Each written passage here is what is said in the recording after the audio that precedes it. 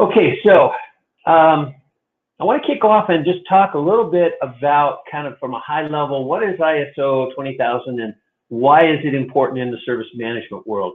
I think ISO seems to get overlooked because it's not as common in the toolkit as things like ITIL and Lean IT and COBIT, CMMI, things that you've probably heard about and read about. And of course, ITIL is kind of the standard bearer in a lot of those in that area.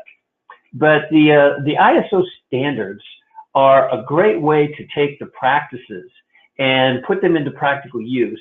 There's a lot of guidance around that in the ISO 20000 documentation. Now, what I think some people are a bit standoffish about is they think that if you're going to start going down the ISO road, that you're signing yourself for certification. And I don't necessarily agree with that.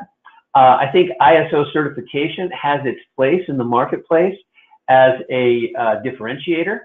But unless you're in the core business of IT service delivery, certification may or may not be to your advantage. But that doesn't mean that you can't take a look at those standards and use those standards, if nothing else, as a measuring stick and as some guidance to move forward in your IT service management maturity.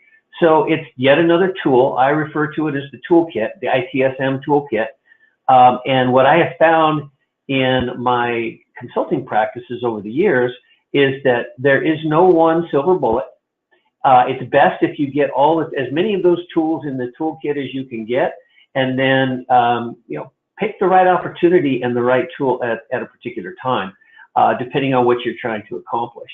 And just one of the analogies I like to use is just because you have all the tools to tear apart your car, your brand new car, and completely disassemble it, doesn't mean you should.